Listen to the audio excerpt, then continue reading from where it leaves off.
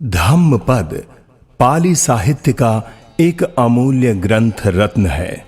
बौद्ध जगत में इसका उसी प्रकार प्रचार है जिस प्रकार हिंदुओं में गीता और ईसाइयों में बाइबल तथा मुस्लिमों में कुरान। धम्मपद में कुल 423 गाथाएं हैं जिन्हें तथागत बुद्ध ने बुद्धत्व की प्राप्ति से लेकर महापरिनिर्वाण पर्यंत समय समय पर विभिन्न विनेय जनों के अध्याशय, अभिरुचि एवं भिक्षुओं के द्वारा समय समय पर उपस्थित समस्याओं के समाधान स्वरूप उपदिष्ट की हैं। इसे बुद्ध के परिनिर्वाण के पश्चात बौद्ध सांगीतिकर्ताओं ने एकत्रित कर विषय वस्तु के अनुसार क्रमशः विभिन्न वर्गों में बिठाया है। धम्मपद 26 वर्ग और 423 गाथाओं में निबद्ध है। न तेन होति धम्मट्ठो येन तं सहसने यो च तं अनर्थं च उभो निश्चय पंडितो असाहस्येन धम्मेन समेन नयति परे धम्मस्य गुप्तो मेधावी धम्माट्ठोति पवोच्यति। अर्थात बिना विचारे यदि कोई न्याय करता है तो न्यायाधीश नहीं, जो पंडित सच्चे और झूठे दोनों का निर्णय कर विचार पूर्वक धर्म से पक्षपात रहित होकर न्याय करता है, वही धर्म की रक्षा करने वाला सच्चा न्यायाधीश कहा जाता है। न तेन पंडितो होति यावता बहु भासति खेमी अवेरी अभयो पंडितोति पवोच्यति। अर्थात बहुत बोलने से कोई पंडित नहीं होता, प्रत्युत जो क्षेमवान, अवैरी और निर्भय होता है वही पंडित कहा जाता है।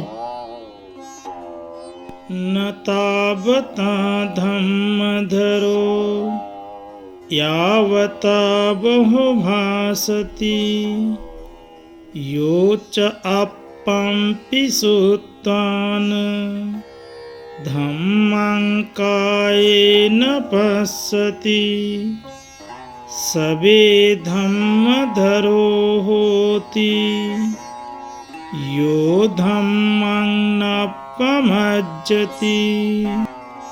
अर्थात बहुत बोलने से कोई धर्मधर नहीं होता, प्रत्युत जो थोड़ा भी सुनकर धर्म का नाम से साक्षात करता है और जो धर्म में प्रमाद नहीं करता वही धर्मधर है।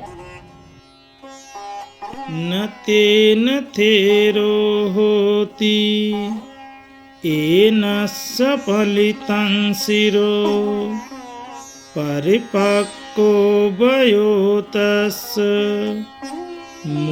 मोगजिन्नोति वोच्यति। अर्थात सिर के बाल पकने से कोई स्थविर नहीं होता, केवल उसकी आयु परिपक्व हो गई है, वह तो तुच्छ वृद्ध कहा जाता है। यम्मि सच्चं च धम्मो च अहिंसा संयमो दमो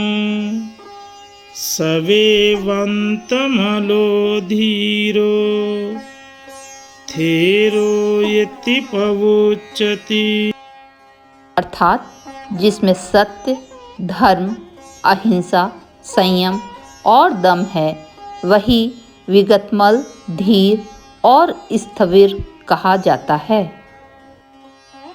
न वाक्कर्णमत्तेन वन्नपोखरताय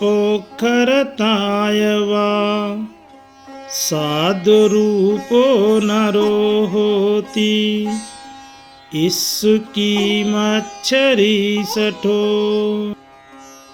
अर्थात ईर्ष्यालु, मत्सरी और शठ पुरुष वक्ता या रूपवान होने मात्र से साधु रूप नहीं होता।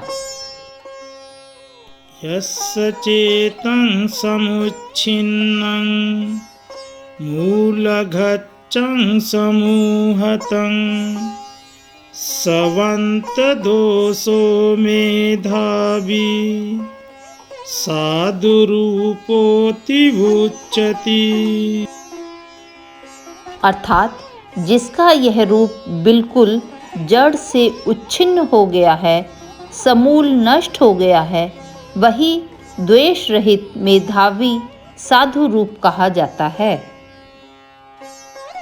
न मुंडकेन समनो अब्बतो अलिकं वनं इच्छा अलोभ समापन्नो समनो किं भविष्यति। अर्थात जो व्रत रहित मिथ्याभाषी है वह मुंडिक होने मात्र से श्रमण नहीं होता। इच्छा लाभ से भरा पुरुष क्या श्रमण होगा। यो च समेत पापानि अनुथूलानि सब्बसो समितत्ता हि पापानं समनोति पवुच्यति। अर्थात जो छोटे बड़े पापों को सर्वथा शमन करने वाला है, पाप को शमित होने के कारण वह श्रमण कहा जाता है। न तेन भिक्खु होति यावता भिक्खते परे विस्सं धम्मं समादाय भिक्खु होति न तावता। अर्थात दूसरों के पास जाकर भिक्षा मांगने से कोई भिक्षु नहीं होता और ना तो भिक्षु होता है विषय धर्म को ग्रहण करने से।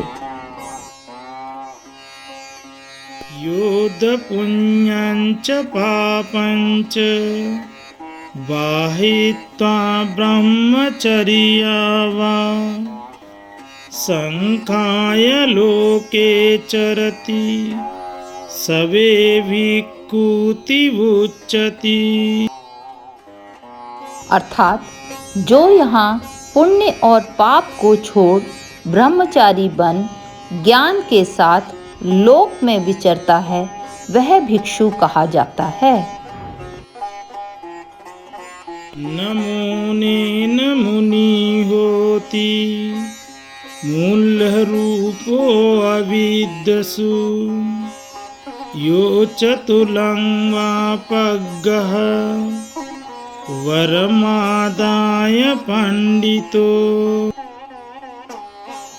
पापानि परिवज्येति समुनीतेन सो मुनि यो मुनाति उभो लोके मुनीतेन पवुच्यति।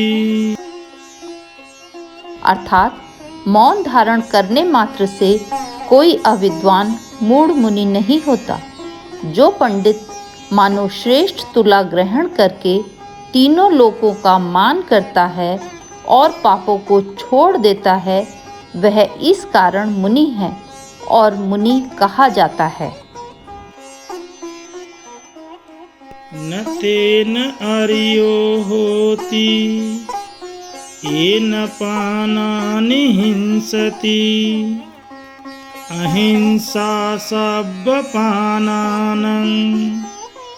अर्यो होति पवुच्यति। अर्थात प्राणियों की हिंसा करने से कोई आर्य नहीं होता। सभी प्राणियों की हिंसा न करने से आर्य कहा जाता है। न शीलव्वत मत्तेन बाहुसच्चेन वापन अथवा समाधिलाभेन विभक्तिशयनेन वा सुसामिनेखं सुखं अपधुज्येन सेवितं भिक्खुविश्वासमापादि अपत्तो वासवाख्यं। अर्थात न शील और व्रत के आचरण मात्र से, न बहुश्रुत होने से, न समाधि लाभ से या न एकांत में शयन करने से अथवा न पृथक जनों द्वारा अप्राप्त अनागामी के सुख का अनुभव कर रहा हूँ सोचने मात्र से दुख थोड़े होता है। भिक्षु, तब तक विश्वास न करो जब तक आश्रवों का क्षय न हो जाए। तथागत से यही प्रार्थना है कि जो भी इस धम्म पद को सुने उनमें अनित्यता और अनात्मता आदि का बोध हो और अंततो गत्वा वे बुद्धत्व को प्राप्त हो। ये संसार आर्य जनों से सदा भरा रहे तथा आध्यात्म सद्बुद्धि को प्राप्त करे। संसार सुखमय एवं शांतिमय हो, यही मंगल कामना है। साधु साधु साधु।